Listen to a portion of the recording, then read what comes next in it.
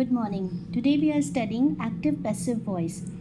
See, first we should know the difference between active voice and passive voice. Active voice जिसमें आपके पास subject है या आपको पता है who is the worker. For example, if I say Ram is working. So what is our subject? Our subject is Ram. तो हमें पता है कि कौन काम कर रहा है. So जो काम कर रहा है वो हम जानते हैं, वो एक्टिव है. So this is called active voice. ठीक, इसका सीक्वेंस आता है सब्जेक्ट प्लस वर्ब एंड अगर आगे दिया हो तो object. We take another example. Ram is making a painting. Now see, here we have the subject. हमारा सेंटेंस सब्जेक्ट से शुरू हो रहा है और we can say हमें पता है कि काम कौन कर रहा है. what work is being done is making. ये हमारा वर्ब हो गया. और what is being done, क्या हो रहा है, वो हमारा ऑब्जेक्ट हो गया. सो आई होप आपको सब्जेक्ट वर्ब ऑब्जेक्ट पता है, तो उसके अकॉर्डिंग ही हम आगे चलेंगे. So we have the sequence subject plus verb plus object. लेकिन कई बार ऐसी सिचुएशन होती है हमें पता ही नहीं होता कि काम कर कौन रहा है. फॉर एग्जाम्पल वी से कश्मीर में केसर उगाई जाती है. अब वी डोंट नो कौन उगा रहा है, we have no particular subject about this. और इंडिया में दिवाली मनाई जाती है. सो नॉट स्पेसिफिकली टोल्ड कि कौन कर रहा है. तो जब इस तरह के स्ट्रक्चर्स हमारे पास आते हैं तो उसे हम पैसिव बोलते हैं, जब हमें नहीं पता हु इज़ द डूअर. ठीक, लाइक इफ आई से अ painting is being made. एक पेंटिंग बनाई जा रही है लेकिन हमको नहीं पता कि कौन बना रहा है. तो इस केस में ये पैसिव वॉइस कहलाता है. और आप देख रहे हो चेंजेस क्या हो रहे हैं कि जो ऑब्जेक्ट है वो स्टार्टिंग में आ रहा है. एक्टिव वॉइस में कौन आ रहा है, सब्जेक्ट पहले आ रहा है. और पैसिव वॉइस में ऑब्जेक्ट जिस पर काम हो रहा है वो पहले आ रहा है. तो ये बेसिक डिफरेंस होता है एक्टिव और पैसिव वॉइस का. अब एक्टिव वॉइस को पैसिव वॉइस में कन्वर्ट कैसे करते हैं, तो पहला रूल जो होता है, इंटरचेंज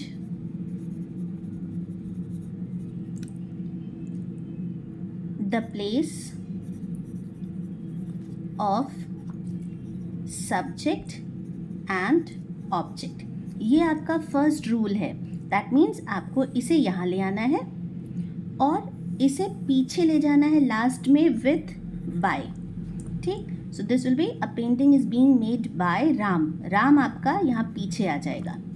ठीक है, ये फर्स्ट रूल होता है कि आप इंटरचेंज करेंगे सब्जेक्ट और ऑब्जेक्ट के प्लेसेस को. देन इसका rule 2 is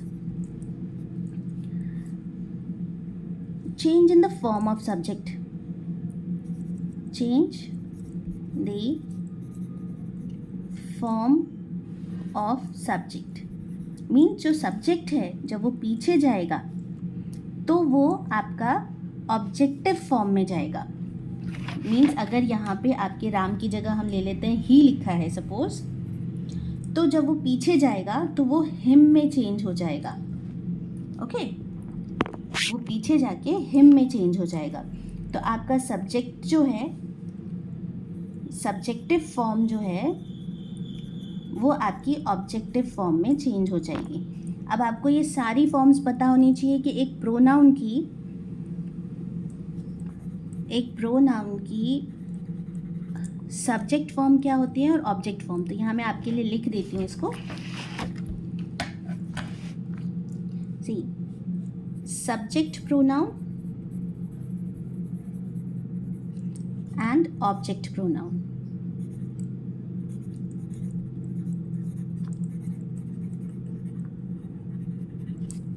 Subject pronoun and object pronoun.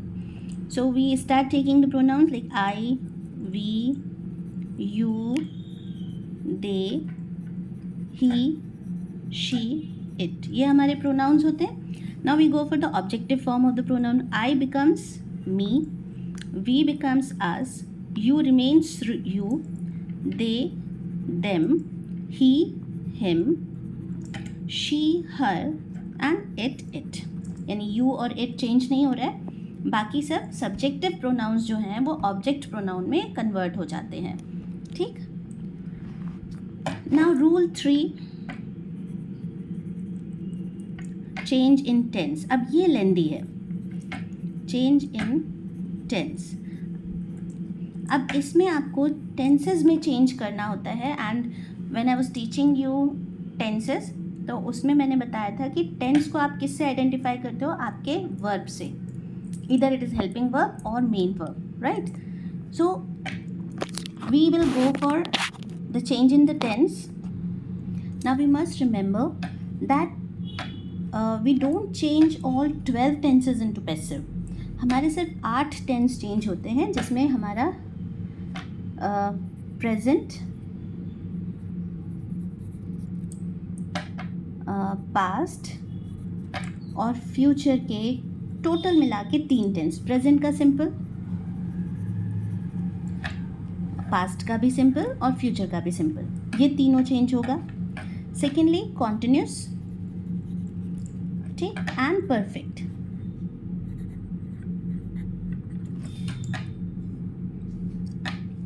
Now past में तो ये तीनों हो जाएंगे change, like present simple change होगा, प्रेजेंट कॉन्टिन्यूस चेंज होगा, प्रेजेंट परफेक्ट चेंज होगा। Similarly past simple, continuous and perfect change होगा। फ्यूचर में सिर्फ 2 टेंस चेंज होते हैं, पहला तो आपका सिंपल चेंज हो जाएगा, दूसरा आपका परफेक्ट चेंज हो जाएगा। कॉन्टिन्यूस इसमें चेंज होता ही नहीं है, परफेक्ट कॉन्टिन्यूस।